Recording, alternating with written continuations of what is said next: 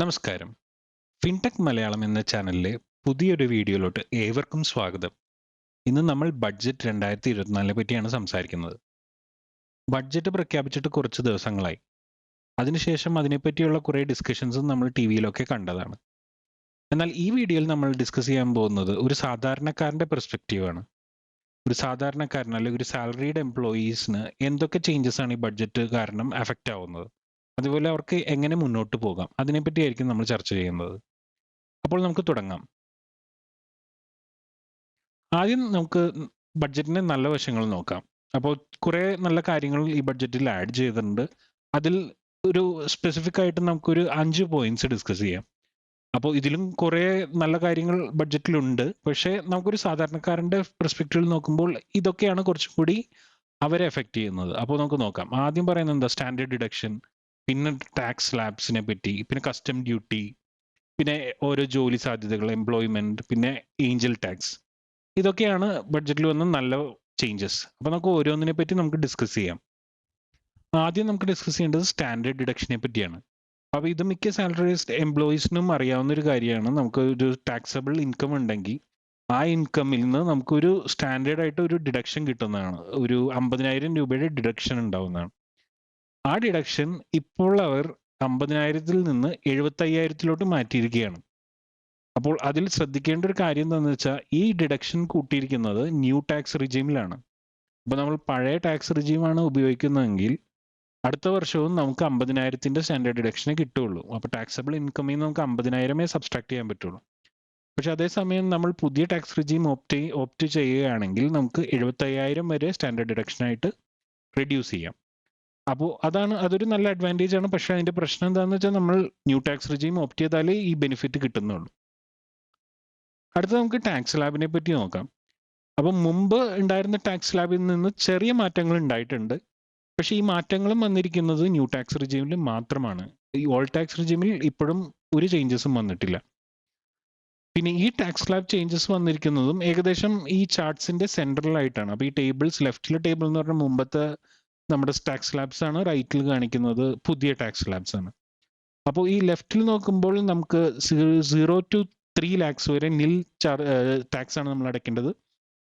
3 to 6 lakhs വരെ 5%, 6 to 9 10%, 9 to 12 15, പിന്നെ 12 to 15 ലക്ഷം വരെ നമുക്ക് 20%, പിന്നെ അബവ് 15 ലക്ഷം ആണെങ്കിൽ നമുക്ക് 30%. ഇതായിരുന്നു മുമ്പത്തെ സ്ലാബ്. ഇപ്പൊ നോക്കുകയാണെങ്കിൽ 3 to 6 പകരം നമുക്ക് 3 to 7 lakhs വരെ 5%-ന്റെ ടാക്സ് സ്ലാബ് കൂട്ടിയിട്ടുണ്ട്. അപ്പൊ നമുക്കൊരു എക്സ്ട്രാ 1 lakh കൂടി നമുക്ക് 5% അടിച്ചാൽ മതി. മുമ്പായിരുന്നെങ്കിൽ 7 lakhs ഉണ്ടെങ്കിൽ നമുക്ക് അത് അടുത്ത സെക്ഷനിൽ പോകുന്നതായിരിക്കും. അതേപോലെ അടുത്ത സെക്ഷനിലും ഇപ്പൊ 7 lakhs to 10 lakhs ആയിരുന്നു, ഇവിടെ 6 to 9 ആയിരുന്നു, ഇപ്പൊ 7 to 10 ആയി. അതേപോലെ 9 to 12 ഇപ്പൊ 10 to 12 ആയി. അപ്പോൾ നമ്മുടെ ഗവൺമെന്റ് പറയുന്നത് വെച്ചാൽ ഈ ചെറിയ മാറ്റങ്ങൾ കൊണ്ട് ഇത് ഈ പുതിയ സ്ലാബ് ഓപ്റ്റ് ചെയ്യുന്നവർക്ക് അപ് ടു 17,500 രൂപ വരെ സേവ് ചെയ്യാം.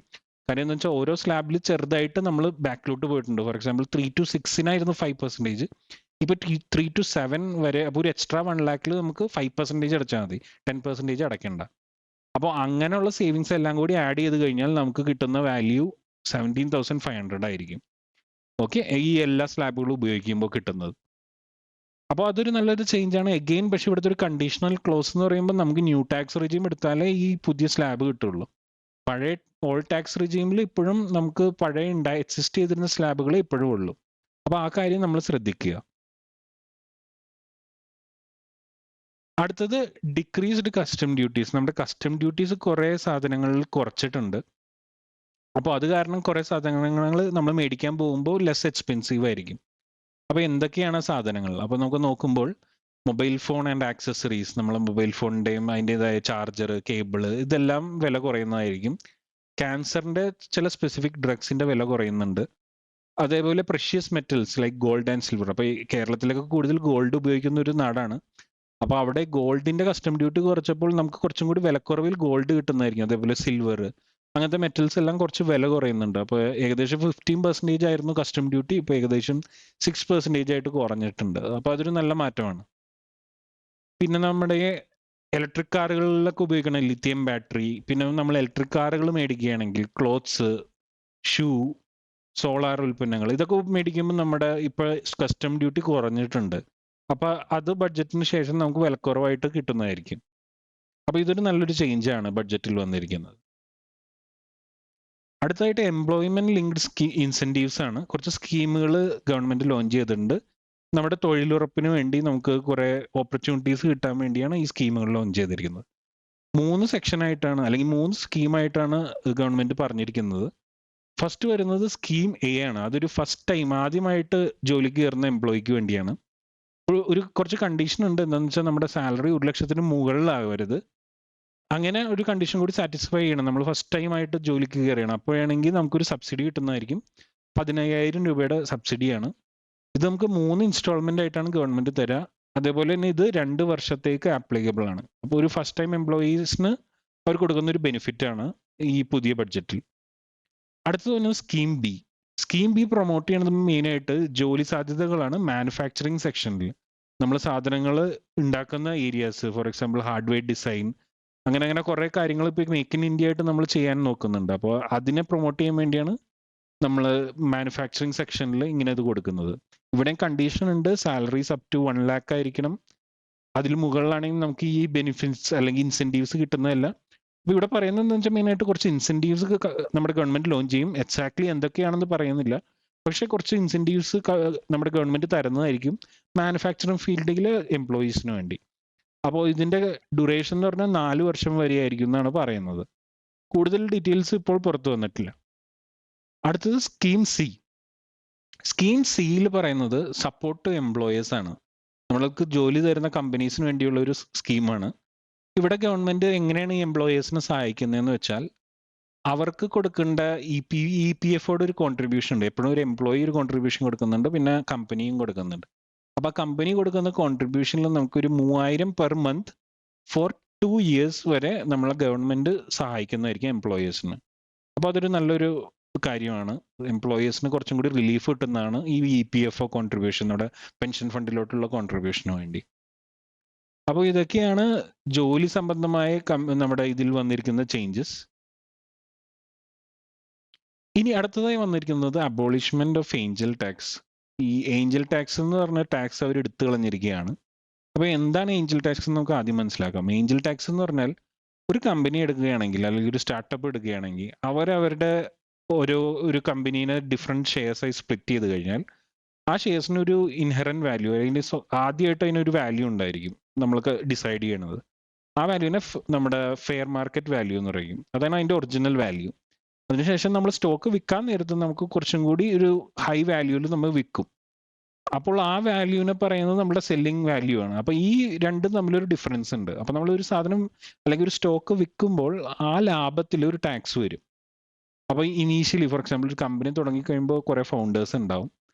ആ ഫൗണ്ടേഴ്സിന് അവരുടെ സ്റ്റോക്സ് വിറ്റ് അവർക്ക് കമ്പനിയിൽ നിന്ന് എക്സിറ്റ് അടിക്കണമെങ്കിൽ അവർ എക്സിറ്റ് ചെയ്യുന്ന സമയത്ത് അവർക്ക് ഒരു ലാഭം കിട്ടും. അവരുടെ സ്റ്റോക്ക് അവരുടെ കയ്യിലുണ്ടായിരുന്നത് ഫെയർ മാർക്കറ്റ് വാല്യൂയിലുള്ള സ്റ്റോക്ക് പ്രൈസ് ആണ്. അവർ മാർക്കറ്റിലോട്ട് അത് വിൽക്കുമ്പോൾ അവർക്കൊരു ലാഭം കിട്ടും. ആ ലാഭത്തിന് നമുക്ക് ടാക്സ് അടയ്ക്കേണ്ടി വരും. It is completely taxable. ആ ടാക്സ് അവരിപ്പോൾ എടുത്ത് കളഞ്ഞിരിക്കുകയാണ്. അപ്പോൾ നമ്മളെ excess amount above fair market value അതിൽ നമുക്ക് ടാക്സബിൾ ഇൻകം ആയിട്ട് ട്രീറ്റ് ചെയ്യുന്നില്ല. അപ്പോൾ ഇത് പ്രപ്പോസ് ചെയ്തിരിക്കുകയാണ് റിമൂവ് ചെയ്യാനായിട്ട്. അപ്പോൾ ഇതൊരു നല്ലൊരു ഡിസിഷൻ ആയിട്ടാണ് പറയുന്നത്. കാര്യം സ്റ്റാർട്ടപ്പിലൊക്കെ ആൾക്കാർക്ക് അവരുടെ ഇൻവെസ്റ്റ് ചെയ്യാൻ കുറച്ചും കൂടി ഇത് പ്രചോദനമാണ്. അവർക്ക് ഈ ടാക്സിന്റെ അധികം പ്രശ്നം വരുന്നില്ല. അവരൊരു ഇനീഷ്യൽ കമ്പനിയിൽ ഇൻവെസ്റ്റ് ചെയ്തു, അത് കഴിഞ്ഞിട്ട് അവർക്ക് എക്സിറ്റ് ഒക്കെ ചെയ്യുമ്പോൾ അവർക്ക് ആ ഫെയർ മാർക്കറ്റ് വാല്യൂവിൽ നിന്ന് കിട്ടുന്ന ലാഭത്തിൽ അവർക്ക് ടാക്സ് അടയ്ക്കണ്ട. അപ്പോൾ ഒരു നല്ല കാര്യമാണെന്നാണ് എല്ലാവരും പറയുന്നത്. ഒരു സ്റ്റാർട്ടപ്പിനും പുതിയ കമ്പനീസിനും ഇത് ഭയങ്കര യൂസ്ഫുൾ ആയിരിക്കും. അപ്പോൾ ഇതൊക്കെയാണ് നമ്മുടെ ബഡ്ജറ്റിൽ വന്നിരിക്കുന്ന നല്ല ചേഞ്ചസ്, അല്ലെങ്കിൽ നമുക്ക് ഗുണമായിട്ട് വരുന്ന കുറച്ച് ചേഞ്ചസ്. ഇനി അത്ര നല്ലതല്ലാത്ത കുറച്ച് ചേഞ്ചസിനെ പറ്റി നമുക്ക് സംസാരിക്കാം. അപ്പോൾ ഈ അത്ര നല്ലതല്ല എന്ന് പറയുമ്പോൾ കുറച്ച് പോയിന്റ്സ് നമുക്ക് അഗെയിൻ ലിസ്റ്റ് ഔട്ട് ചെയ്യാം. മെയിനായിട്ട് വരുന്നത് ക്യാപിറ്റൽ ഗെയിൻസ്, STT, പിന്നെ നമ്മുടെ കോർപ്പറേറ്റും പേഴ്സണൽ ഇൻകം തമ്മിലുള്ള ഡിഫറൻസ്, പിന്നെ ഓൾ ടാക്സ് റിജീമിനെ പറ്റി, പിന്നെ കസ്റ്റം ഡ്യൂട്ടി, ഇതിനെ പറ്റിയൊക്കെ നമുക്കൊന്ന് സംസാരിച്ചു നോക്കാം. ഇനി നമുക്ക് ക്യാപിറ്റൽ ഗെയിൻസിനെ പറ്റി നോക്കാം ഈ പ്രാവശ്യത്തെ ബഡ്ജറ്റിൽ. അപ്പോൾ ക്യാപിറ്റൽ ഗെയിൻസിനെ പറ്റി ഈ പ്രാവശ്യം ബഡ്ജറ്റിൽ കുറെ ഡിസ്കഷൻസ് ഉണ്ടായിട്ടുണ്ട്. അപ്പോൾ അതിനെപ്പറ്റി സംസാരിക്കുന്നതിന് മുമ്പ് എന്താണ് ക്യാപിറ്റൽ ഗെയിൻസ് എന്ന് നമ്മൾ അറിഞ്ഞിരിക്കണം. ഒരു അസറ്റ് നമ്മുടെ കയ്യിലുണ്ട്. ഓക്കെ, അതായത് ഒരു സ്റ്റോക്ക് ആവാം, ഒരു ഇമ്മൂവബിൾ പ്രോപ്പർട്ടി, വീട് പോലൊരു പ്രോപ്പർട്ടി ആവാം. ഇത് നമ്മൾ കുറെ നാൾ നമ്മുടെ കയ്യിൽ വെച്ചിട്ട് അത് വിൽക്കുമ്പോൾ ഒരു ലാഭം ഉണ്ടാവും. ഈ ലാഭത്തിന് നമ്മൾ ക്യാപിറ്റൽ ഗെയിൻ എന്ന് പറയും. ഈ ക്യാപിറ്റൽ ഗെയിൻ നമുക്ക് ഉണ്ടാകുമ്പോൾ അതിൽ നമ്മൾ ഒരു ടാക്സ് അടയ്ക്കേണ്ടതായിട്ടുണ്ട്. ഈ ടാക്സ് വരുന്ന എങ്ങനെയാണെന്ന് വെച്ചാൽ എത്ര നാൾ നമ്മൾ ഈ പ്രോപ്പർട്ടി നമ്മുടെ കയ്യിൽ വെച്ചു അതിനനുസരിച്ചായിരിക്കും ടാക്സേഷൻ. അപ്പൊ ലോങ് ടേം ക്യാപിറ്റൽ ഗെയിൻ ഉണ്ട്, ഷോർട്ട് ടേം ക്യാപിറ്റൽ ഗെയിൻ ഉണ്ട്. ലോങ് ടേം എന്ന് പറഞ്ഞാൽ ഒരു നിശ്ചിത സമയം. ഫോർ എക്സാമ്പിൾ സ്റ്റോക്ക് ആണെങ്കിൽ അത് 12 മാസമാണ്, അതേസമയം മൂവബിൾ പ്രോപ്പർട്ടി ആണെങ്കിൽ അത് 24 മാസം. അതിനുശേഷം നമ്മൾ ഒരു സാധനം വിൽക്കുകയാണെങ്കിൽ അവിടെ വരുന്ന tax long term capital gain ആയിരിക്കും. ഷോർട്ട് ടേം ക്യാപിറ്റൽ ഗെയിൻ എന്ന് പറഞ്ഞാൽ ഈ 12-24 മാസത്തിനുള്ളിൽ നമ്മൾ സാധനം വിൽക്കുകയാണെങ്കിൽ അപ്പോൾ ഉണ്ടാവുന്ന ടാക്സ്. കൂടുതൽ നമ്മുടെ ലോങ് ടേമിലായിരിക്കും നമ്മുടെ ടാക്സേഷൻ കുറവ് വരാറ്. അപ്പൊ ഈ പ്രാവശ്യം ബഡ്ജറ്റിൽ ഒന്ന് മാറ്റം എന്താണെന്ന് വെച്ചാൽ ഈ long term capital gain, for example stock നമ്മൾ പണ്ട് വിറ്റിരുന്നപ്പോൾ നമുക്ക് ഉണ്ടായിരുന്ന ടാക്സ് 10% വരും. ആ ടാക്സ് ഇപ്പോൾ 12.5% കൂട്ടിയിട്ടുണ്ട്. അപ്പൊ ഒരു ചെറിയൊരു കൂട്ടലാണെന്ന് നമ്മൾ വിചാരിക്കരുത്. കാര്യം സ്റ്റോക്കും ഇതൊക്കെ നമ്മൾ കുറെ നാൾക്ക് ശേഷം വിൽക്കുമ്പോൾ നല്ല ലക്ഷങ്ങളുടെ ലാഭം നമുക്ക് ഉണ്ടാവും. അപ്പൊ ആ ലക്ഷങ്ങളിൽ 2.5% വലിയൊരു തുക തന്നെയാണ്. അപ്പൊ അതുകൊണ്ടാണ് ഈ പ്രാവശ്യം കുറെ പേർക്ക് ഈ ബഡ്ജറ്റിൽ ഈ ചേഞ്ച് അധികം ഇഷ്ടപ്പെടാഞ്ഞത്. കാര്യം ടാക്സ് കൂടുതൽ നമ്മൾ അടക്കേണ്ടിയിരിക്കുന്നു. എന്തൊരു സ്റ്റോക്ക് വിറ്റാലും ലോങ് ടേം ക്യാപിറ്റൽ ഗെയിൻ ആയിട്ട് 12% കൊടുക്കേണ്ടതായിട്ടുണ്ട്. അതേപോലെ തന്നെ വേറൊരു ചേഞ്ച് വന്നതെന്ന് വെച്ചാൽ ഇവിടെ ഒരു പെട്ടെന്ന് നോക്കുമ്പോൾ ഒരു റിഡക്ഷൻ ആണ്. കാര്യം ലോങ് ടേം ക്യാപിറ്റൽ ഗെയിൻ ആണ് പ്രോപ്പർട്ടി. അത് പണ്ട് 20% ആയിരുന്നു, പക്ഷെ അത് ഇപ്പൊ മാറ്റി 12.5% ആക്കിയിട്ടുണ്ട്. അങ്ങനെ പറഞ്ഞാൽ അവിടെ ഒരു റിഡക്ഷൻ വന്നു ടാക്സിൽ. പക്ഷെ അവിടെ ഒരു മെയിൻ ക്ലോസ് ഉണ്ട്. കാര്യം എന്താ വെച്ചാൽ ഈ 20-12% കുറച്ചു, പക്ഷെ അവിടെ ഇൻഡെക്സേഷൻ ബെനിഫിറ്റ് മാറ്റിയിട്ടുണ്ട്. ഇൻഡെക്സേഷൻ എന്ന് പറഞ്ഞാൽ വേറെ ഒന്നുമില്ല, നമുക്ക് ആ പ്രോപ്പർട്ടിക്ക് ഇപ്പോൾ ഉള്ള വാല്യൂ, ഇൻഫ്ലേഷൻ ഉണ്ടല്ലോ എല്ലാ വർഷവും, അപ്പൊ ഇൻഫ്ലേഷൻ അനുസരിച്ച് ഇപ്പോൾ ഉള്ള വാല്യൂ പിന്നെ സെല്ലിംഗ് പ്രൈസ്, ഇതിൽ നിന്ന് നമുക്കുള്ള വ്യത്യാസം വെച്ചിട്ടാണ് നമ്മളവിടെ ഗെയിൻ കാൽക്കുലേറ്റ് ചെയ്യുന്നത്, എത്ര ലാഭം ഉണ്ടായത്. ഇൻഡെക്സേഷൻ എടുത്ത് മാറ്റിയ എന്താ പ്രശ്നം എന്ന് വെച്ചാൽ ഇപ്പോൾ ഉള്ള വാല്യൂലല്ലോ നോക്കുന്നത്, അന്ന് എത്രയാണ് നമ്മൾ മേടിച്ചത്, ഇപ്പൊ എത്രയാണ് വിൽക്കുന്നത്, ആ ഡിഫറൻസിലുള്ള ടാക്സ്. അപ്പൊ ആ ഡിഫറൻസ് എപ്പോഴും കൂടുതലായിട്ട് ഇൻഡെക്സേഷൻ എടുക്കുമ്പോൾ കുറച്ചും കൂടി നമുക്ക് ഇപ്പോഴത്തെ വാല്യൂ വെച്ചിട്ട് സെല്ലിംഗ് പ്രൈസ് നോക്കിയാൽ മതി. പക്ഷെ മറ്റേതാണെങ്കിൽ അന്ന് മേടിച്ച വാല്യൂ വെച്ചിട്ടായിരിക്കും നമുക്ക് സെല്ലിംഗ് പ്രൈസ് ആയിട്ട് ഡിഫറൻസ് വരാം. അപ്പൊ അതൊരു വലിയൊരു വ്യത്യാസമാണ്. അപ്പൊ ടാക്സ് കുറഞ്ഞെങ്കിലും നമുക്ക് അത്ര വലിയ മെച്ചം കിട്ടുന്നില്ല. കാര്യം എന്താ വെച്ചാൽ ഇൻഡെക്സേഷൻ ബെനിഫിറ്റ് എടുത്ത് കളഞ്ഞു, ഒരു സ്ഥലത്ത് കൂട്ടി ഒരു സ്ഥലത്ത് കുറച്ചു, അങ്ങനെ ഒരു സിറ്റുവേഷൻ ആണ്. അപ്പോൾ അതിന്റെ ഒരു അനാലിസിസ് നോക്കുമ്പോൾ അത് പല കേസ് ബൈ കേസ് സിറ്റുവേഷൻസിലാണ് ഇതിന് ലാഭവും നഷ്ടവും വരുന്നത്. കാര്യം കൂടുതൽ ഇപ്പോൾ കാണുന്നത് പ്രോപ്പർട്ടി അപ്രീസിയേഷന്റെ എങ്ങനെയാണ് നടക്കുന്നത്. അപ്പൊ നല്ല രീതിയിൽ പ്രോപ്പർട്ടി അപ്രീസിയേഷൻ വരുന്നുണ്ട്.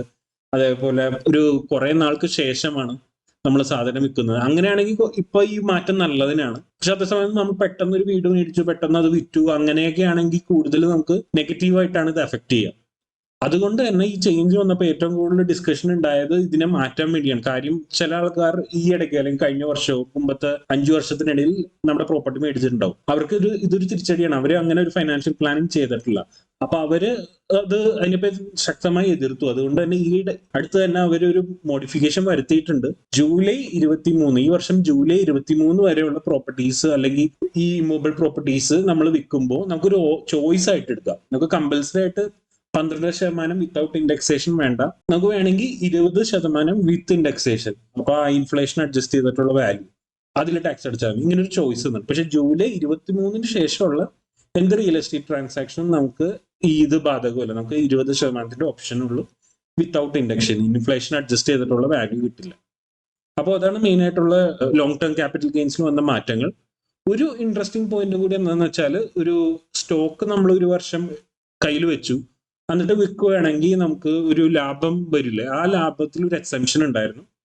1 ലക്ഷം വരെ നമുക്ക് ടാക്സ് അടയ്ക്കേണ്ട ലാഭത്തിൽ. അപ്പോൾ ആ ലിമിറ്റ് ഒരു 20.25 ആയിട്ട് കൂട്ടിയിട്ടുണ്ട്. അപ്പൊ 1.25 ലാക്സ് ആയിട്ട് അത് കൂട്ടിയിട്ടുണ്ട്. അതൊരു നല്ലൊരു കാര്യം അല്ലെങ്കിൽ ഒരു അഡ്വാൻറ്റേജ് ആണ് നമുക്ക്. അപ്പൊ അത്രയും 0.25 കൂടി നമുക്ക് ഇനി ടാക്സ് അടയ്ക്കേണ്ട ഒരു ലോങ് ടേം ആയിട്ട് ക്ലെയിം ചെയ്യുമ്പോൾ. അപ്പൊ നമ്മൾ ഡിസ്കസ് ചെയ്ത എല്ലാ പോയിന്റ്സും ലോങ് ടേം ക്യാപിറ്റൽ ഗെയിനെ പറ്റിയാണ്. ഒന്ന് സ്റ്റോക്സ് പോലുള്ള കാര്യങ്ങൾ വിൽക്കുമ്പോൾ ഒരു ഇൻക്രീസ് വന്നു 2.5%. അതേപോലെ റിയൽ എസ്റ്റേറ്റിൽ നമ്മൾ വിൽക്കുമ്പോൾ നമുക്ക് 20% നിന്ന് നമുക്ക് കുറഞ്ഞു 12.5.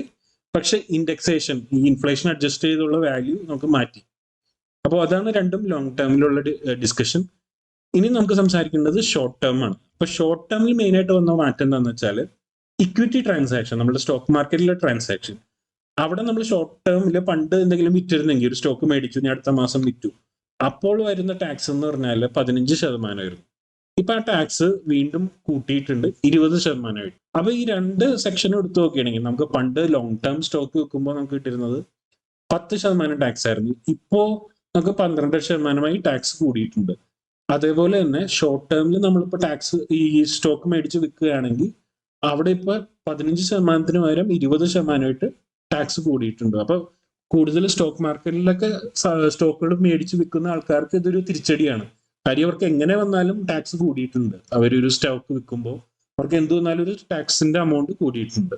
അപ്പൊ ഇതാണ് ക്യാപിറ്റൽ ഗെയിൻസിനെ പറ്റി ഉള്ള ടോപ്പിക്. അപ്പൊ ഇതിനെ പറ്റി കുറെ പേര് എതിർത്തു. കാര്യം കൂടുതൽ ടാക്സേഷൻ കൂടുതൽ വന്നേക്കുന്നത് പണ്ടത്തെ വെച്ച് നോക്കുമ്പോൾ. അതുകൊണ്ടാണ് ഇതൊരു ഡൗൺ സൈഡ് ആയിട്ട് നമ്മൾ കാണുന്നത് ഈ പ്രാവശ്യത്തെ ബഡ്ജറ്റിൽ. അടുത്തത് വരുന്നത് സെക്യൂരിറ്റീസ് ട്രാൻസാക്ഷൻ ടാക്സ് ആണ്. എന്താണ് ഈ സെക്യൂരിറ്റി ട്രാൻസാക്ഷൻ ടാക്സ്? നമ്മൾ ഇങ്ങനെ സ്റ്റോക്ക് മാർക്കറ്റിൽ എന്തെങ്കിലും, for example stocks, futures, option, ഇങ്ങനെ എല്ലാ കാര്യങ്ങളും നമ്മളൊരു ട്രേഡിംഗ് നടത്തുമ്പോൾ നമുക്ക് അവിടെ ഒരു സെക്യൂരിറ്റി ട്രാൻസാക്ഷൻ ടാക്സ് വരുന്നുണ്ട്. അപ്പൊ ഈ ടാക്സ് ഇവിടെ കൂട്ടിയിട്ടുണ്ട്. പക്ഷെ കൂട്ടിയത് എവിടെയെന്ന് വെച്ചാൽ F&O എന്ന് പറഞ്ഞ സെക്ഷനിലാണ്, ഫ്യൂച്ചേഴ്സ് ആൻഡ് ഓപ്ഷൻ.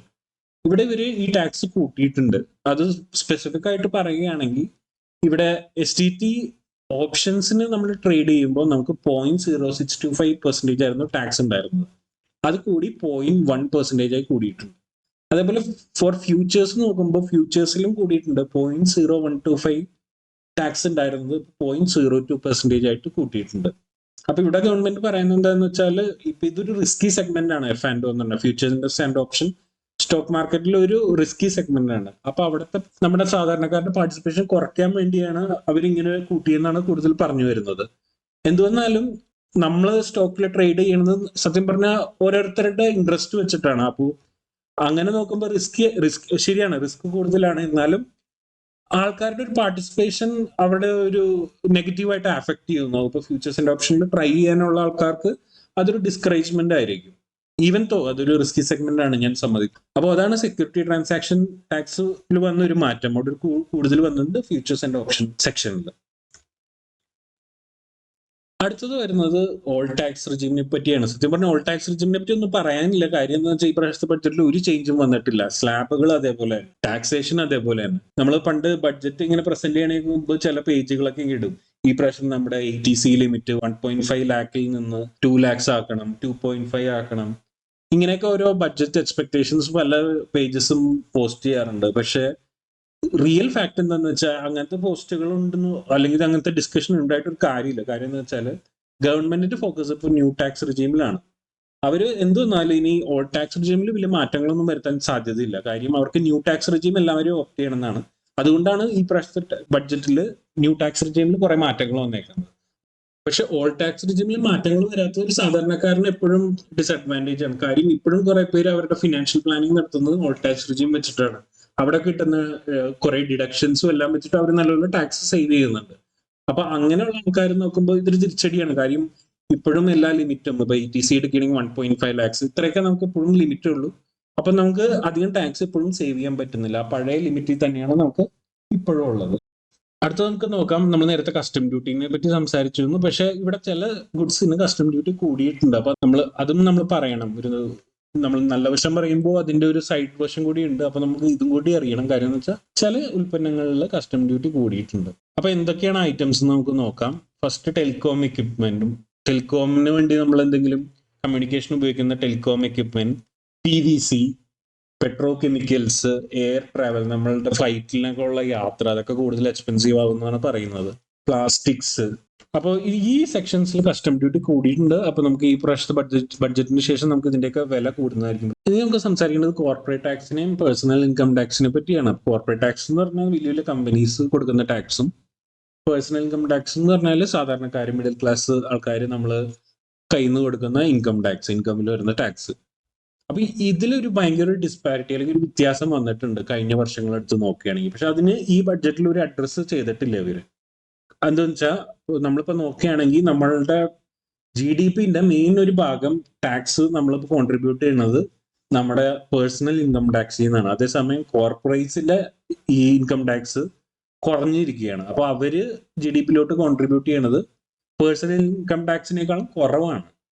അപ്പൊ അങ്ങനെ നോക്കുകയാണെങ്കിൽ നമ്മൾ സാധാരണക്കാരല്ലേ GDPയുടെ ഏറ്റവും കൂടുതൽ താങ്ങി നിർത്തുന്നത്.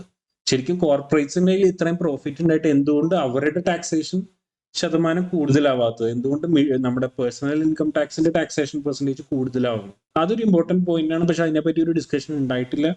അതിനെ ശരിയാക്കാനുള്ള മാറ്റങ്ങളും വന്നിട്ടില്ല. കൂടുതൽ നമ്മൾ ശ്രദ്ധിച്ചാൽ ഇനിയും നമ്മുടെ കയ്യിൽ നിന്ന് ടാക്സ് കൂടുന്നേ ഉള്ളൂ. ഇപ്പൊ സ്റ്റോക്ക് മാർക്കറ്റിലൊക്കെ സ്റ്റോക്ക് വിൽക്കുമ്പോൾ ഇനി നമുക്ക് കൂടുതൽ ടാക്സ് അടയ്ക്കണം. പ്രോപ്പർട്ടി വിൽക്കുമ്പോൾ വീണ്ടും കൂടുതൽ ടാക്സ് അടയ്ക്കേണ്ടി വരും ചില സിറ്റുവേഷൻസിൽ. അപ്പോൾ ഇതെല്ലാം നമ്മൾ ശ്രദ്ധിക്കേണ്ടതാണ് ഈ പ്രാവശ്യത്തെ ബഡ്ജറ്റിൽ. പക്ഷേ ഈ പ്രാവശ്യത്തെ ബഡ്ജറ്റിൽ ഇതിനെപ്പറ്റി ഒരു ഡിസ്കഷൻ ഉണ്ടായിട്ടില്ല.